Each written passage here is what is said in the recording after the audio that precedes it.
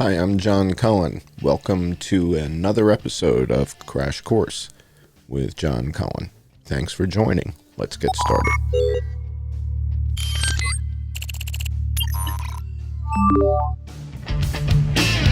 Now you need to know. See, I've been a bad man. Yeah, I'm indeed. Yeah, I found a brain love for this pain. Hi, I'm John Cullen. Welcome to another episode of Crash Course. In this episode, we're going to take a look at quantitative analysis and see if we can get a better understanding of what is quantitative analysis and how is it different from qualitative analysis, and how can we apply quantitative analysis to better understand the coronavirus outbreak. I'm John Cullen. Welcome to Crash Course. You know, yeah, I was alive. Oh, baby, must know the kind of line I mean. Hey, so if I was to cheat, oh Lord, would you see right through me? I know if I sing a sad song, would you give it to me? One of the ways to understand what quantitative analysis is to better understand what it isn't. And to do that, we look at qualitative analysis. So we have two different forms: qualitative, quantitative. Qualitative analysis is easy to understand. Qualitative analysis would be when you go to a restaurant and then you have a review of that restaurant and you maybe put that review on TripAdvisor or something like that. Another example of qualitative analysis would be you see a movie. What did you think of the movie? You go to a fashion show. What did you think of that style? Somebody comes out with a new song, and the analysis of that song, that's qualitative analysis. So all those things are qualitative. Quantitative analysis is when we use math and statistics to look for patterns and determine certain observations. And that is the difference between qualitative and quantitative analysis. Now, quantitative analysis is used in science. It's used in chemistry. It's used in biology. But it's also used in finance. And so because it's used in so many different walks of life, it just seemed like an appropriate topic for this episode. So we're going to apply some quantitative analysis to the data that we see at Johns Hopkins, right? So we're going to use the data from the Johns Hopkins map, and we're going to use some data that we get from the CDC and from the WHO. Okay, so let's take a closer look at what's in the news right now this week. Right now, I'm seeing a story about Rochelle Walensky from the CDC is saying, let me resize this so that you guys can see this. CDC Director Rochelle Walensky says that Michigan should close things down, that there's a surge in Michigan. So, okay, we want to perform quantitative analysis on that statement, okay? So, first of all, let's take a closer look at Michigan. A question for you guys, true or false? Governor Gretchen Whitmer, her Michigan, has more people dead than 10 of the 16 most populated countries on Earth. Is that true? Is it not true? What is it? It's either true or false, right?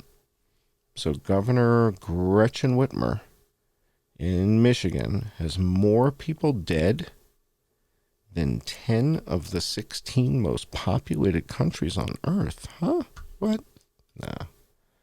All right, Michigan's population is just shy of 10 million people. And with 10 million people in Michigan, that's true. Governor Whitmer has more people dead than China. She has more people dead than Pakistan. She has more dead than Nigeria. She has more dead than Bangladesh. She has more dead than Japan. She has more dead than Ethiopia. She has more dead than Duterte in the Philippines. She has more dead than Egypt, which has 100 million people, Vietnam, and she has more dead than the Democratic Republic of the Congo. Now, I'm using worldometers as a source here. So worldometers is where I'm getting this information. And what we're looking at are the population all the way out on the right. You'll see I put like a red box around the population of these countries. And you see, obviously, China's number one, then India, the USA, and Indonesia. But then you've got Pakistan, Nigeria, Bangladesh. Bangladesh has more people than Russia. But Michigan has more dead than Bangladesh. Nigeria has more people than Russia. Nigeria has more people than Mexico. Michigan has more people dead. Okay, so what I'm doing is I'm looking at the countries with the largest populations on Earth, and I'm comparing them to Michigan. Is that unfair? That's quantitative analysis. There's nothing qualitative about it. This is math. Okay? So what we do is we look at countries like Pakistan, and Pakistan has 15,872 people that have died. Michigan has 17,817. So Pakistan has fewer than Michigan. That's quantitative analysis, not qualitative analysis. Nigeria only has a little over 2,000 people dead. So what I'm wondering is maybe somebody should call Nigeria. Bangladesh, 10,000 people dead. Japan, 9,500 people dead. And then we have Michigan, 17,800 people. How do you explain that? So yes, new cases are up in Michigan. That is true. Now, why is that? Why are there all these new cases in Michigan? Does anybody know why? Why did the case number peak in the third or fourth week in November? And then if we look at deaths in Michigan, what we find out is that right now there's about 84 people a day dying in Michigan. Well, how does that stand up to other places in other countries like Bangladesh? So right now, Bangladesh is having the worst of their outbreak.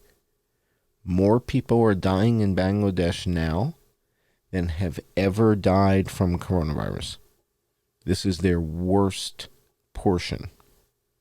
And they have 83 people a day dying. Okay, if I go back to Michigan, 84 people a day are dying in Michigan. Bangladesh, 83. This is called quantitative analysis, not qualitative. So this is just math, just numbers. Michigan, with 17,817 dead, Dr. Rochelle Walensky says we should close things down. I guess that's one approach. Another approach might be to call some of these other countries and find out what they're doing, but she probably knows better than I do. We're going to go to the CDC now, and we're going to look at some data from the CDC's website. So if you go to data.cdc.gov, you can find all kinds of great stuff. And what I'm doing here is downloading the data about the coronavirus stuff. But at the same time, I'm looking at influenza. And what you see here is one of the important aspects of what I do. When you do quantitative analysis, you have to do something called baselining. And baselining is when you say, all right, well, how does this compare to other time periods, other years, other quarters, whatever? And so when we look at pediatric influenza deaths for the current season, it's important to compare it to previous seasons. And so here what we have is the 2017-2018 season, the 2018-2019 season, the 2019-2020 season, and the current season, which is 2020 to 2021. And what we see down in the bottom of the chart, the lower left, it shows us that in 2017-18, there were 188 pediatric deaths, and then 144 the next season, then 198 last season. But interestingly, last season seemed to end abruptly at week 11. Something happened at week 11 and it just went shoo. So that's kind of strange. But 198 in the 2019-2020 season. And then in the 2020-2021 season, the current number is 1. 1. So last year there were about 200. And this year there's 1. This is pediatric influenza deaths. Okay.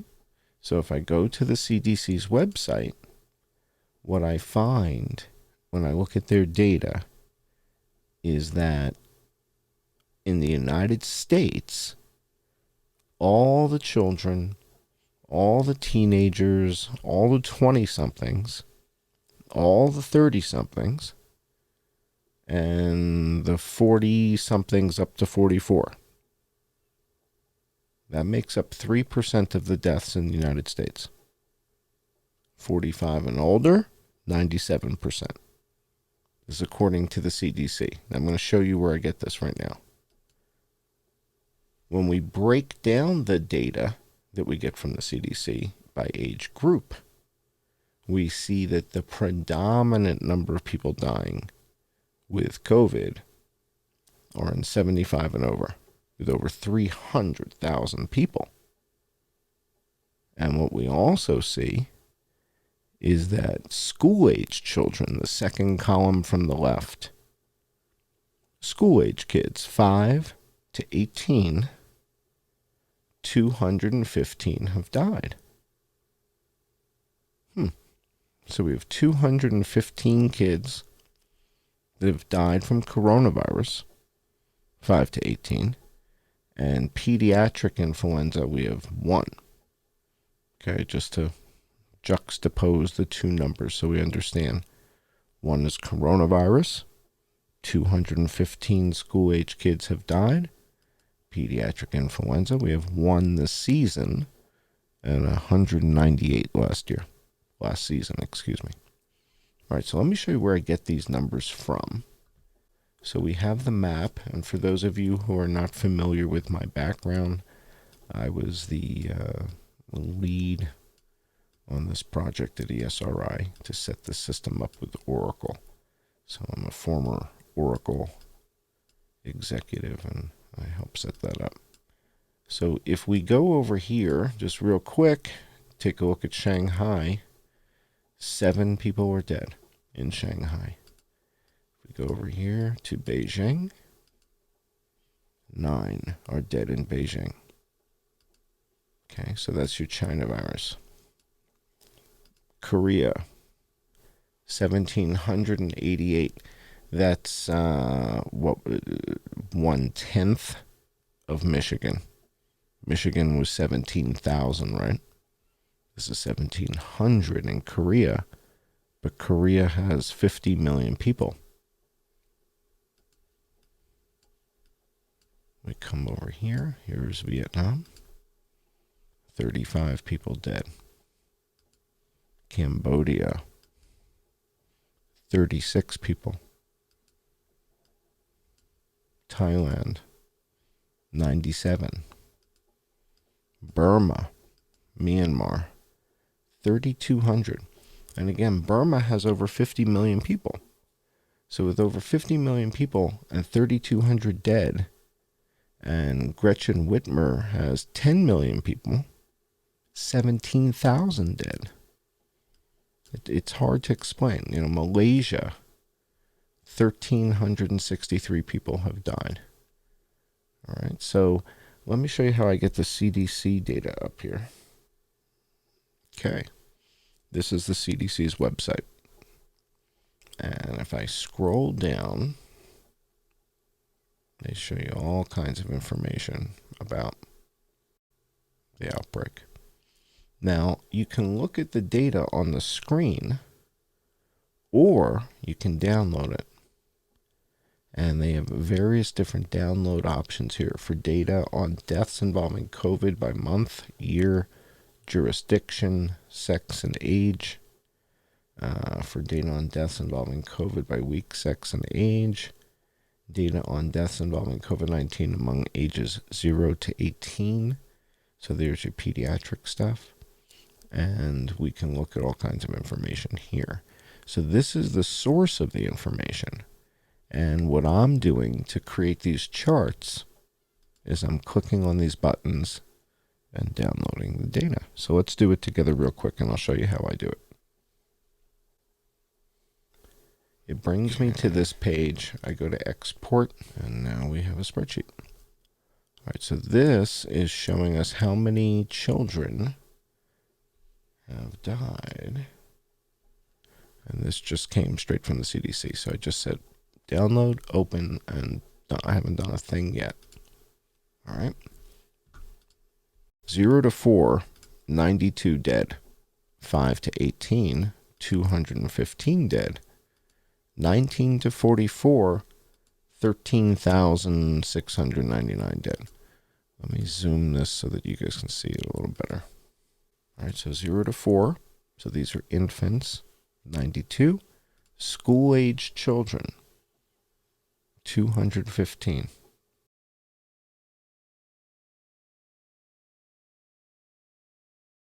School-age children, 215. 19 to 44, 13,699. Let me make a quick chart for you. So this data is as of April 14th, 2021. Very helpful to know that, but I don't need the column anymore. So now what I'm going to do is tell it that we want to make a chart. And then what data do we want to use?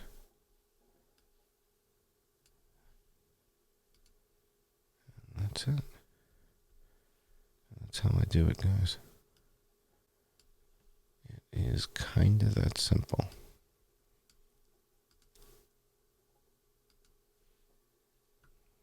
So with the data on top, here's the chart. When you see this chart, I created this with this. This is exactly where it came from, and then I just make it kind of pretty. So that is where this comes from. So this is the data coming from the CDC. This is quantitative analysis of CDC data. Okay. Now let's go back to our browser at the CDC. So you can get this data too, and you can analyze it too, and you can go to the map, and you can move around the map and look at different countries and see which countries are doing well and which countries are doing better than your state, right? So you go to countries like Ethiopia, and you find out Ethiopia has 3,285 people dead. And to find that few number in the United States, I've got to go to New Mexico.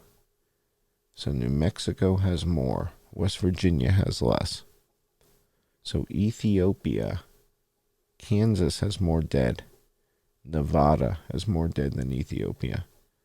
Arkansas, Washington, Iowa, Kentucky, Oklahoma, Minnesota has more dead than Ethiopia. So with that, that's quantitative analysis. And this is Geographic Information System and mapping the coronavirus, April 15th, 2021. I'm John Cullen. Thanks for joining Crash Course.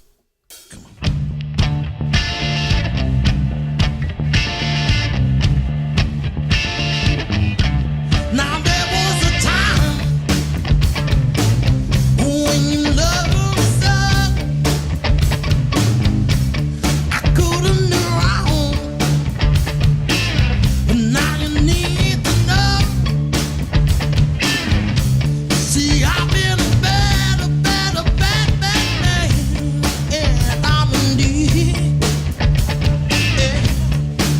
I found a brain love for this pain, and I can't wait till you see. I can't wait. So how you like me now? How you like me now? How you like me now? How you like me now? How you like me now? How you like me now? How you like me now? How you like me now? Remember the time, hey, when I eat you up. You know, yeah, I was alive. Oh, baby, must know the kind of line I mean. Hey, so if I was to cheat, oh no, would you see right through me? I know. If I sing a sad song, would you give it to me? I know, would you, baby? Hey, so how you got me now? How you like me now? How you like me now? How you like me now? But how you like me now? How you like me now? How you like me now? But how you like me now?